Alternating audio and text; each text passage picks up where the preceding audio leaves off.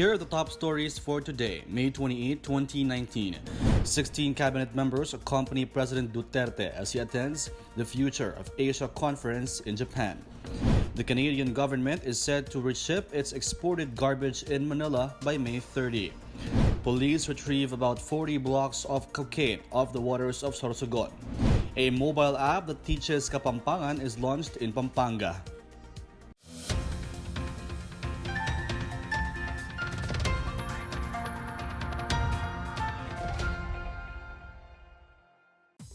Good day, I'm William Theo. Welcome to the PNA Newsroom. President Rodrigo Duterte will be accompanied by 16 cabinet members as he travels to Japan on Tuesday afternoon to attend the Future of Asia Forum from Thursday to Friday. Malacanang's official delegation as of Tuesday morning includes Secretary Teodoro Locsin, Secretary Carlos Dominguez III, Secretary Emmanuel Piñol, Secretary Mark Villar, Secretary Carlo Nograles, Secretary Ramon Lopez, Secretary Bernadette Romulo Puyat, Secretary Arthur Tugade, Secretary Fortunato de la Peña, Secretary Alfonso Cusi, Secretary Eliseo Rio Jr., Secretary Ernesto Pernia, Secretary Jose Ruperto Martin Andanar, Secretary Hermogenes Esperon Jr., Secretary Salvador Panelo, and Presidential Advisor Carlito Galvez Jr. Trade Secretary Lopez on Monday said Philippine and Japanese firms are expected to sign over 20 business agreements worth 300 billion pesos, which would create at least 80,000 jobs. Justice Secretary Menardo Guevara will be the officer in charge while President Duterte is in Japan. President Rodrigo Duterte is expected to share the continued growth of the Philippine economy at the upcoming 25th International Conference on the Future of Asia in Tokyo, Japan. Philippine Ambassador to Japan Jose Laurel said the president will showcase the country's recent GDP growth, which grew between 6.3 to 6.5% and closed in 2018 at 6.8%. About 300 billion pesos worth of business agreements with various Japanese firms is set to be signed at the sidelines of the conference. Trade and Industry Secretary Ramon Lopez said the agreements involve industries such as infrastructure, manufacturing, business process outsourcing, power, and marine manpower industries. The Future of Asia Conference will run on Thursday and Friday. The Department of Agriculture has lifted the temporary ban on the importation of pigs and pork products from Japan. DA Secretary Emmanuel Piñol said there is a low risk of contamination of classical swine fever virus from pig and pig products from Japan. In February this year, the DA chief ordered a ban on pork imports from Japan following reports of African swine fever in that country. Meanwhile, the Food and Drug Administration on Tuesday ordered the pull-out of processed pork from countries affected by the African swine fever. These are pork products manufactured starting August 2018 from China, including Hong Kong and Macau, Mongolia, Cambodia, Vietnam, Hungary, Belgium, Latvia, Poland, Romania, Russia, Ukraine, Bulgaria, the Czech Republic, Moldova, South Africa, and Zambia. Those found violating the ban could be fined 200,000 pesos under the Food Security Act. The African swine fever poses no direct and immediate danger to human health, but its spread may threaten the hog industry with major potential impact on supplies and prices. Court of Appeals Associate Justice Henry Jean-Paul Inting is the latest appointee of President Rodrigo Duterte to the Supreme Court. The 61-year-old magistrate was chosen by the president from a short list of 13 names submitted by the Judicial and Bar Council. Inting takes the post vacated by Associate Justice Lucas Bersamin, who was appointed Chief Justice in November 2018. He has served as corporate attorney in the National Housing Authority, public attorney at the Public Attorney's Office, Assistant Quezon City Public Prosecutor before being appointed as Metropolitan Trial Court and subsequently Regional Trial Court Judge. He was appointed to the CA in October 2012. His sister, Socorro Inting, also served as CA Associate Justice prior to her appointment as Commissioner of the Commission on Elections in April 2018.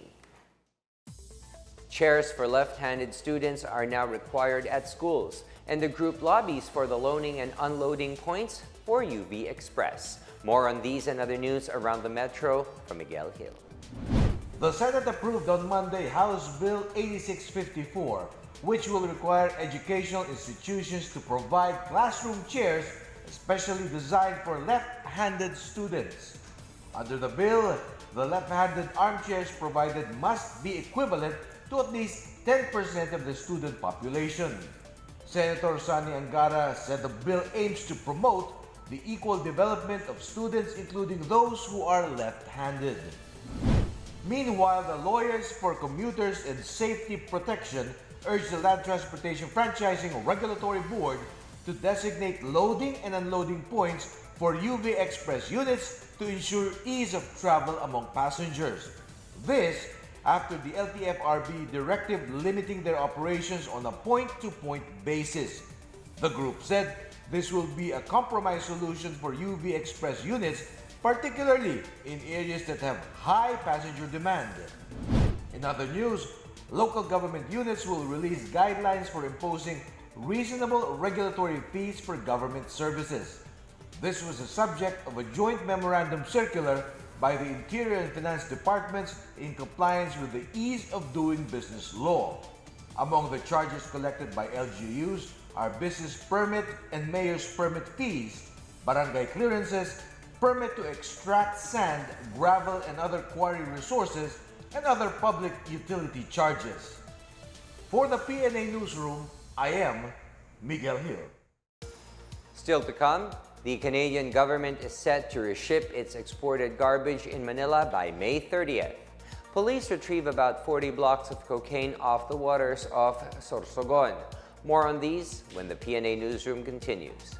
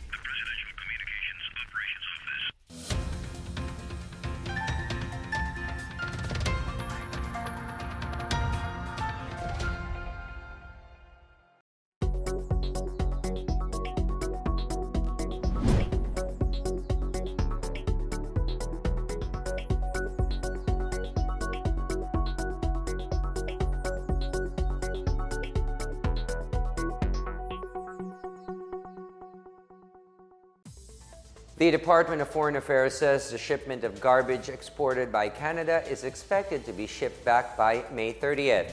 Foreign Affairs Secretary Teodoro Locsin said on Monday night that all containers containing garbage are cleaned and ready for transport. He said they are waiting for a couple of documents and routine permission from China for transshipment to Canada.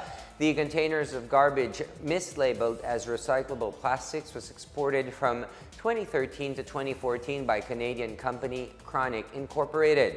In 2016, the Philippine government ordered the importers to ship the containers back to Canada at their expense. Late in April, President Rodrigo Duterte gave Ottawa an ultimatum to take back its trash until May 15. Ottawa, however, missed the deadline, prompting the Department of Foreign Affairs to recall its ambassador and consuls to Canada. The Department of Education, or DepEd, warns teachers and principals not to reuse the enrollment of children whose parents did not participate in the Brigada Eskwela program. DepEd Central Visayas Regional Director Juliet Heruta said the program is not mandatory for parents and that it should not be used as a reason to deny enrollment. She said the Brigada Eskwela has never been a requirement for admission of new and old pupils or students of public schools. While the program is not mandatory, Heruta called on parents to contribute to the Brigada Eskwela if they want to have clean and orderly classrooms when classes open on Monday, June 3rd. The Abu Sayyaf group on Saturday attacked innocent civilians in Barangay Igasan, Patikul, Sulu late Saturday that resulted to the death of 2 innocent children. West Mincom Information Officer Colonel Jerry Besana identified the slain children as Saiful Abdun and Jahid Usab.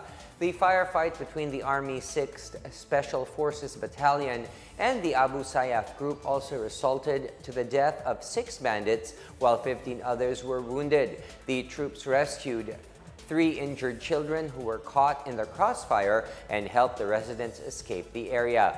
The wounded soldiers and civilians are confined at Kuta General Teodulfo Bautista Station Hospital in Jolo, Sulu. The Western Mindanao Command has strongly condemned the barbaric acts of the Abu Sayyaf group bandits. At least 39 kilograms of cocaine amounting to 218.4 million pesos were recovered in the waters of Gubat Town in Sorsogon Monday.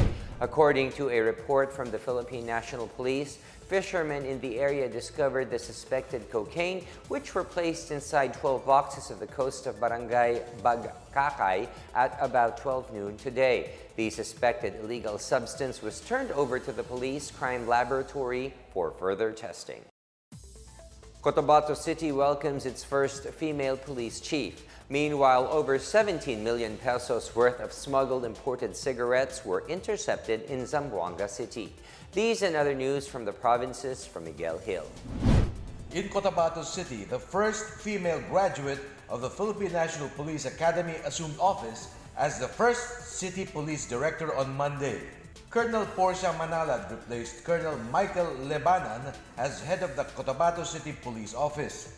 Manalad, who makes history by becoming the first female city police director for Cotabato City in Region 12 and in the entire island of Mindanao. She served in the United Nations peacekeeping mission in conflict areas of Kosovo and East Timor and pushed for the deployment of more women peacekeepers in the UN missions in conflict-affected countries. In Davao City, the city government is eyeing more trade and tourism activities to showcase the city's products. More roadshows between Davao and Korea are being eyed after the successful 3-day roadshow recently held in Seoul.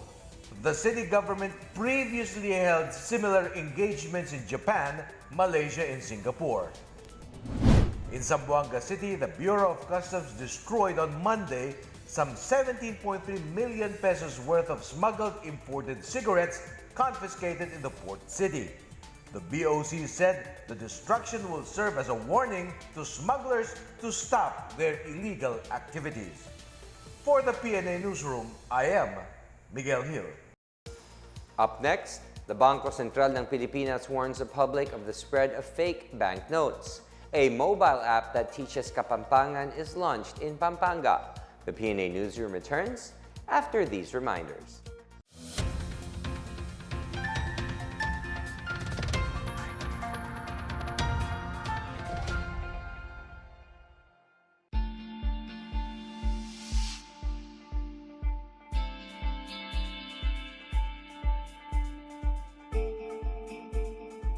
We create engagements. Ano bang ginagawa namin? We create engagements for our government policymakers overseas and to connect our government policymakers with international media, regional media, and to promote our policy messages through engagements with the foreign audiences. And we also serve as a channel for the international media to get access to the Philippine government.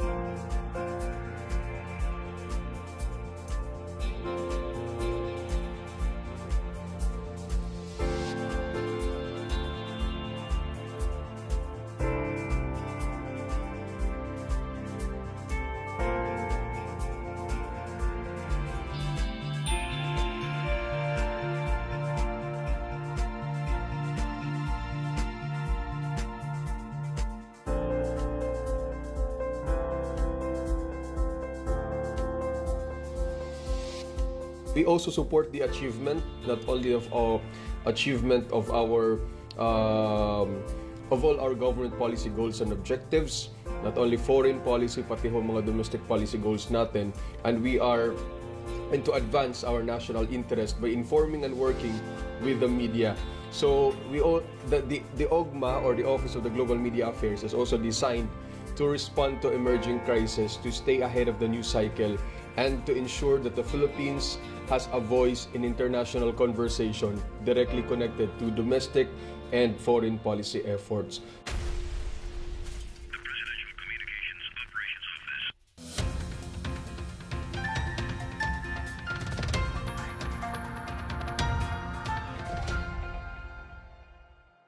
The Bangko Sentral ng Pilipinas is calling on the public to be wary of counterfeit banknotes and be familiar with the various security features of Philippine currency.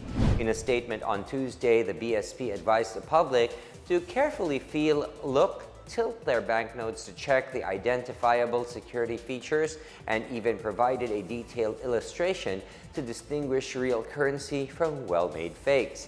It says one easy way to determine if banknotes are genuine and not altered is by checking the watermark by viewing the banknote against the light from either side. The watermark in the bank space should be the same image as the portrait on the banknote and denominational value. The BSP further called on the public to report any information on currency counterfeiting to the nearest police station or law enforcement agency for appropriate action, or contact the currency management sector for assistance at telephone numbers 988-4833 and 926-5092. In sports, Ben Nightmare Manangkil lost to Yuki Strong Kobayashi of Japan during his first defense of the WBO Asia Pacific Bantamweight title on Sunday in Osaka, Japan. Manangkil went down via technical knockout in the 10th round. It was the second loss suffered by Manangkil against his record of 17 wins and 3 draws. Kobayashi improved his record to 15 wins with 9 knockouts. Meanwhile, Masahiro Sakamoto won the vacant WBO Asia Pacific Flyweight crown by a technical knockout over Yusuke Sakahita in the same event. The 28-year-old Sakamoto improved his record to 13 wins with 9 knockouts against 3 losses. Takashi Edagawa of Muto Promotions promoted the fight, supervised by Leon Panoncillo. Several sports officials lost key positions amid preparations for the Philippines' hosting of the Southeast Asian Games. Philippine Olympic Committee President Ricky Vargas announced on Monday that former President Peping Cojuangco has been relieved as chairman of the Constitutional Amendments Committee. Muay Thai Association of the Philippines head Lucas Managuelod will now lead the membership committee, replacing Philippine Squash Academy President Bob Bachman. Vargas also took out Monsur Del Rosario as chef de mission for this year's Southeast Asian Games, as well as his deputy, Charlie Ho. He appointed Congressman Bambol Tolentino, the POC chairman, to be the CDM for the 2020 Olympics, replacing Joey Romasanta. Vargas cited loss of trust and confidence for the shakeup. Earlier, several members of the POC board held a special meeting regarding queries on the POC and the Philippine Sea Games Organizing Committee without Vargas's approval. The POC president also claimed his leadership being undermined as he is subjected to numerous attacks on social media. In Pampanga, students can now learn and practice Kapampangan through a mobile app that gives lessons using their local mother tongue. Joyce Cudis has the story. The first ever Kapampangan literacy mobile application was launched in Angeles City, Pampanga on Monday. The launching of the mobile app Sing Sing was spearheaded by the city government in partnership with Smart Communications, as well as local culture and arts advocates. The app was created to serve as an interactive learning tool for preschool children, as it features words, letters, and numbers, all in Kapampangan. It was developed by the students of the City College of Angeles and Orange Fix Media, while the content was provided by Sinupan Sing Sing Center for Kapampangan Cultural Heritage. Mayor Edgardo Pamintuan said the project will help safeguard the city's advocacy of promoting Kapampangan as an official language of the city. The Sing Sing app can now be downloaded for Android handsets via Google Play for free. For the PNA Newsroom, I'm Joyce Cudis. And up to this point, Metro Manila has still been experiencing erratic weather, raining every day, mostly in the evening. Let's now check out the weather forecast for Metro Manila and the rest of the country.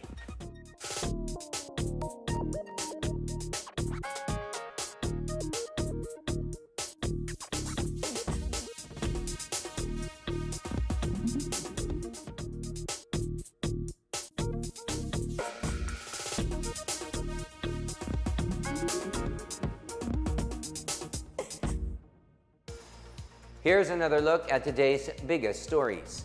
16 cabinet members accompany President Duterte as he attends the Future of Asia conference in Japan. The Canadian government is said to reship its exported garbage in Manila by May 30. Police retrieve about 40 blocks of cocaine off the waters of Sorsogon. A mobile app that teaches Kapampangan is launched in Pampanga. Thank you for watching another edition of the PNA Newsroom. To check out these and other stories, visit the PNA website or follow the Philippine News Agency on Facebook and Twitter. For more stories about the government and how it serves the Filipinos, look for these hashtags in all of our social media platforms and websites. And that's your daily dose of the latest news and information that you need to know. From the PNA Newsroom, I am William Theo. Good day.